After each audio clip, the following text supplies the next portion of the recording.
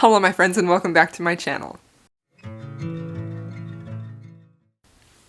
Okay, so today I have just a recent reading wrap up. I didn't vlog last week and I don't know when I'm going to be vlogging again in the future.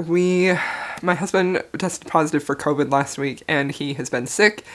He is high risk, so I've been very, very worried about him, and honestly I just didn't have the mental space to vlog, so this is what we're doing right now. So I'm not sure what's gonna happen in the future. He's doing okay right now. Still, it's been a week since he was diagnosed, so I'm still kind of really worried about him.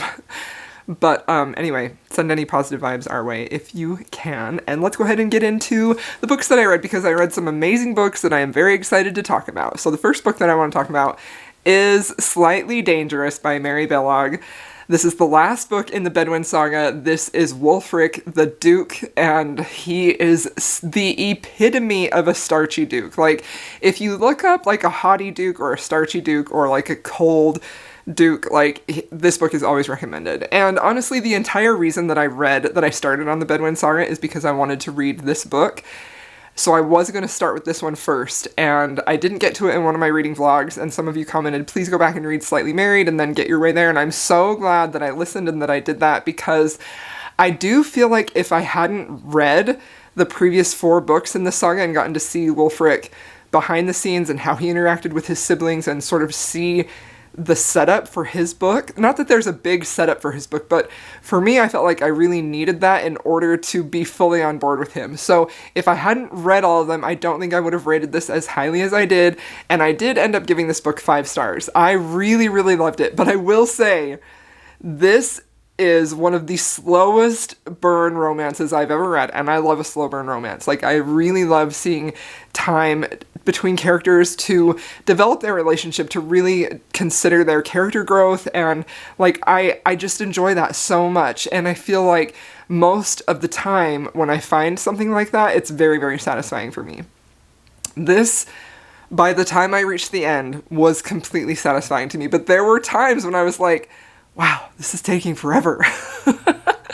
But I still really enjoyed it. So in this book we have Wulfric Bedouin. He's the Duke. All of his, siblings have been married. He's been running this family for a very long time, and he has just had his mistress pass away. He's not married. He's never married.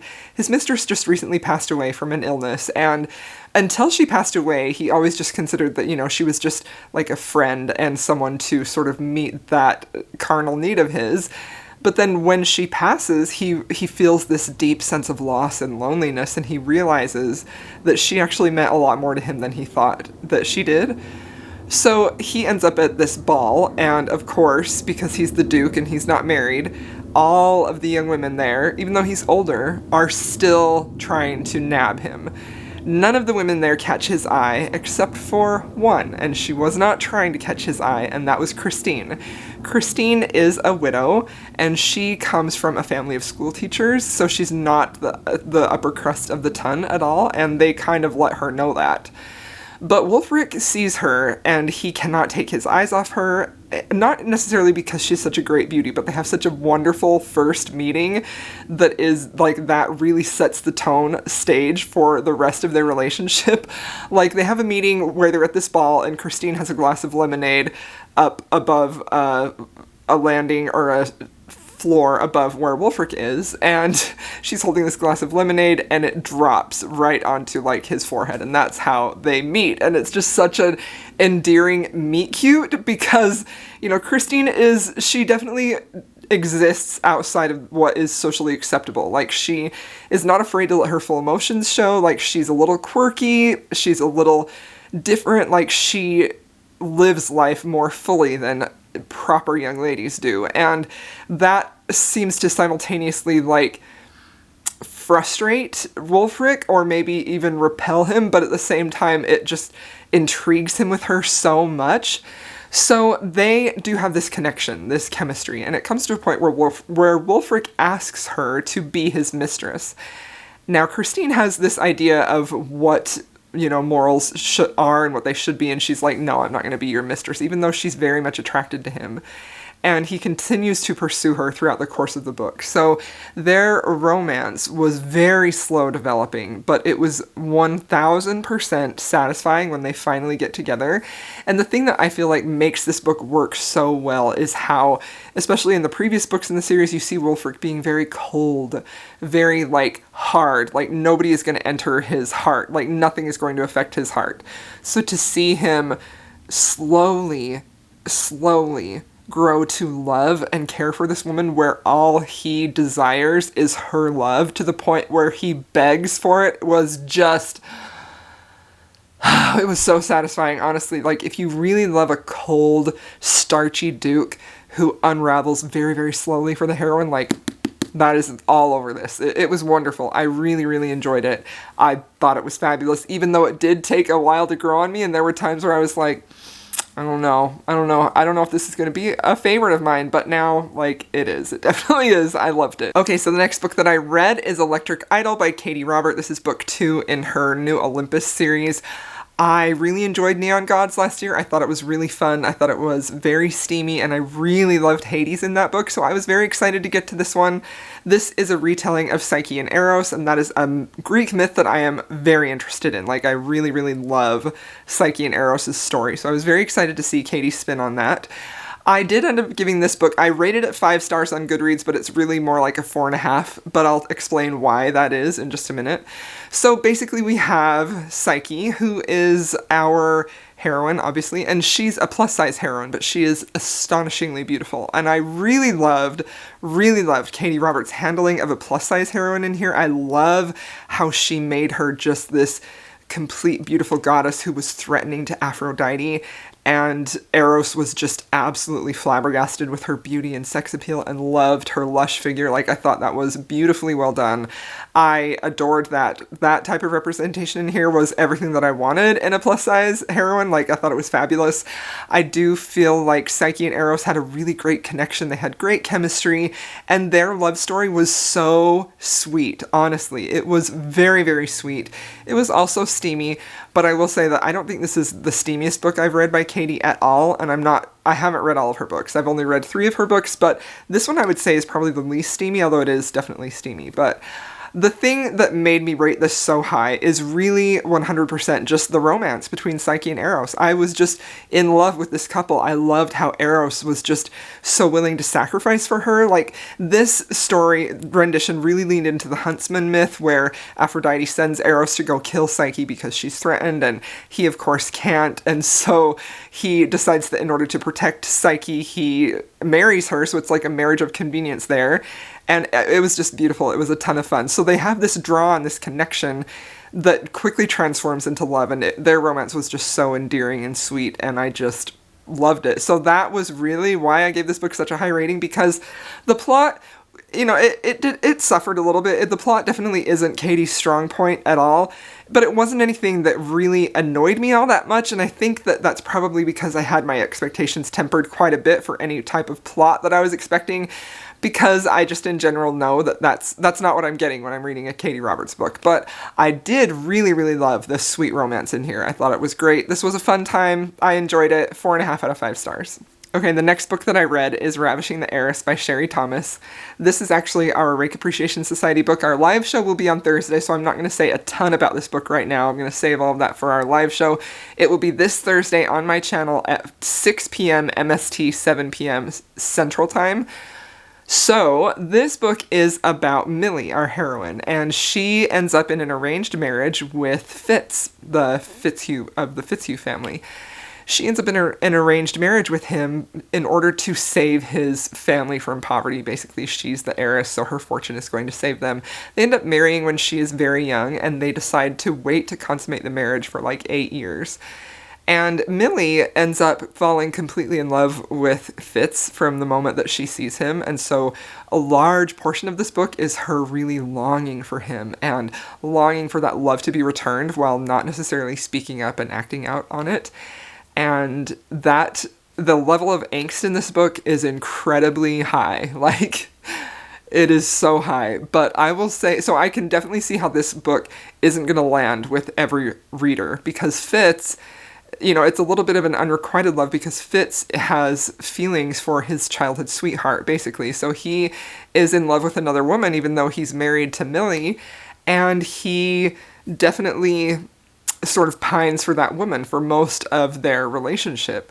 This had a very beautiful and satisfying happily ever after, and there were some moments in here in this book that were the type of emotional sort of like thumbprint moments that I'm looking for in a book that just like hit me so deeply. There were several of them in here that just like made me feel so much for these characters. The writing was beautiful. Like, this book, in my opinion, was a masterpiece. I gave it 5 stars. That's all I'm going to say. I'll save the rest of my talk for our live show discussion, but I loved it. It's a brand new favorite of mine. I thought it was perfection, quite honestly. Okay, the next book that I read is The Spy by Sophie Lark. So, I've been waiting and waiting to get to this book.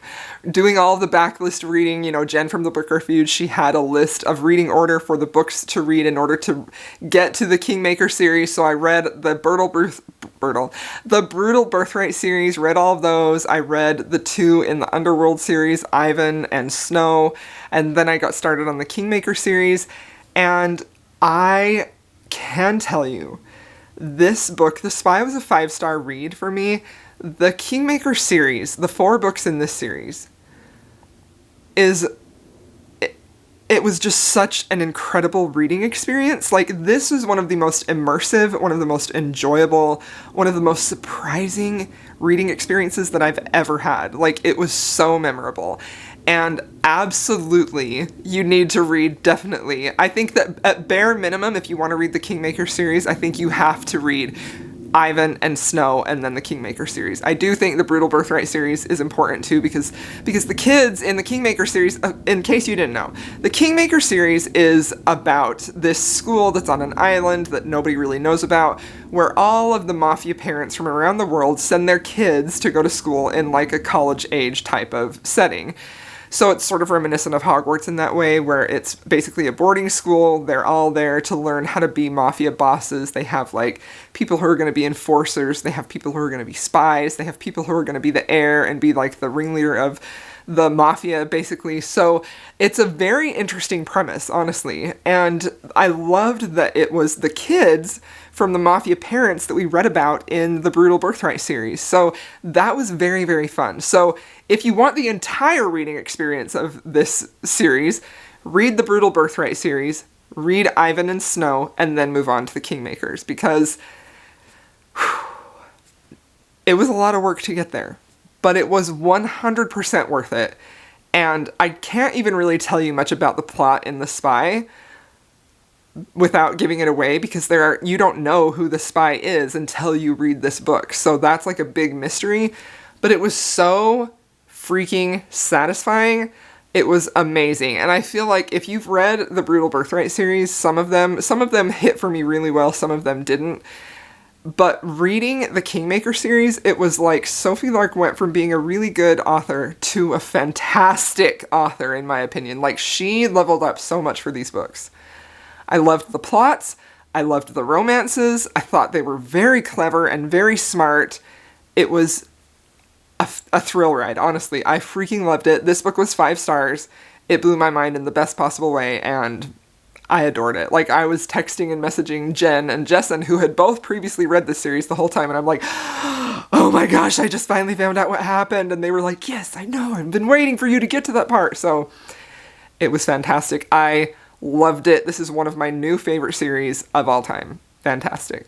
Okay, the next book that I read is probably one of my new favorite fantasy romances that I've ever read, and it is Entreat Me by Grace Draven. So this book is a Beauty and the Beast retelling, and I have read several of Grace Draven's books before, and I've really loved and enjoyed all of them except for one. One of them was a bit of a miss for me, but like, I loved Radiance, I loved Phoenix Unbound. I didn't love Master of Crows. That was the one that I didn't love. I didn't hate it, but it didn't have the same magic that I wanted it to have. So I was a little bit nervous about reading Entreat Me. I think that a Beauty and the Beast retelling I could be kind of harsh on, because it is such a well-loved story and it's one of my favorite retellings. I love Beauty and the Beast retellings. But this book, like, exceeded my expectations that I had. This is a 5-star read. This is one of my favorite fantasy romances that I've read in a really, really long time. I adored it. I thought that the way they handled the myth was really clever and unique. It had so many nods to the classic Beauty and the Beast myth, but it also sort of incorporated little nods to other fairy tale retellings that we had. Like there was a little bit of a reference to Snow White and things like that. And even Sleeping Beauty. It was really, really fun and well thought out and just beautiful. The basic plot of this is we have our warlord hero, who is the Beast, and he has this curse that has been on his family, him and his son specifically, for hundreds of years. And one day his son comes back with this beautiful young woman, and they believe this is their chance. The curse is going to be broken. But that young woman's older sister comes, and she's like, wait a minute. She's going to make sure that they're not just using her little sister. She's going to make sure that everything goes well in this arranged marriage and that, it's not a bad situation for her little sister. So the thing that was really surprising is that the myth is really centered around Ballard, the warlord, his son, and the little sister. But the romance is all about Ballard the warlord and the older sister. It was beautiful. They had such a great connection.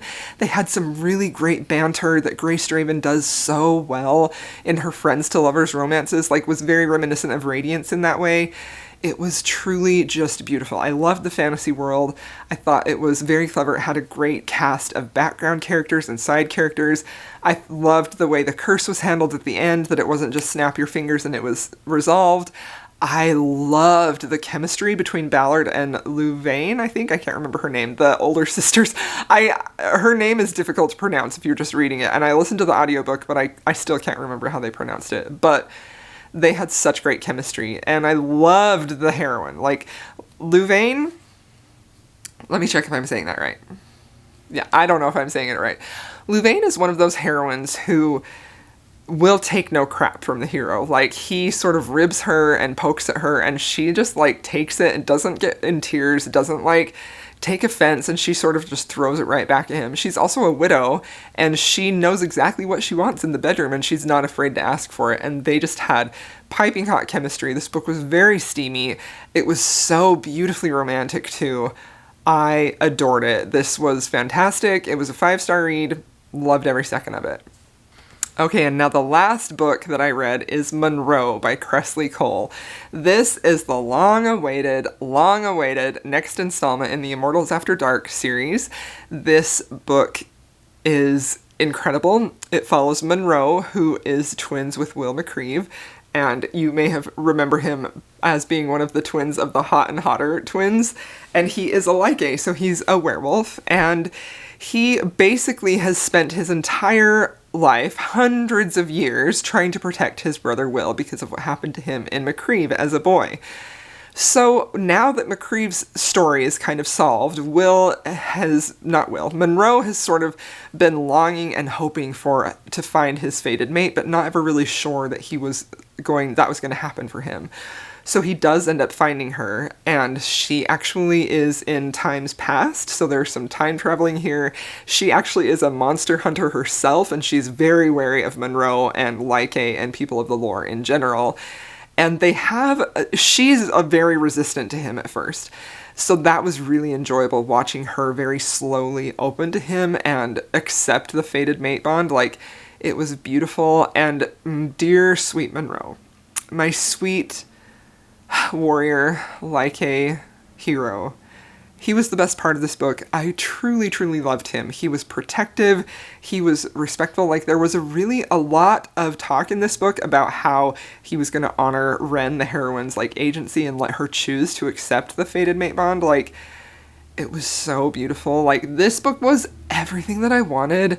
I adored it so freaking much. I just, honestly, thought it was perfection. So it was obviously 5 stars for me. This book releases on January 25th. If you are a fan of Immortals After Dark, I'm sure you already know, but I read it and I loved it, and I want to reread it again. As soon as the audio is available with Robert Petkoff, I'm re-listening to it because it was so fantastic. This book was deeply romantic and very deliciously steamy, very clever world building. also a little bit quirky and bonkers in a great way. It was funny. It was just, we see some great characters from other books in the Immortals After Dark universe, and it was just fantastic. So I loved it very much. And yeah, so there you have it. Those are the books that I have recently read. I honestly loved all of them. Did I give all of them 5 stars? I did. That's 6 5-star reads for you. It's been a great reading time, and I just enjoyed all of them. So hope y'all enjoyed this little video catching you up on my recent reads. If you have made it this far, feel free to leave me a wolf emoji if you would like, in honor of Monroe. And I'll see y'all in my next video. Thanks so much for watching, my friends.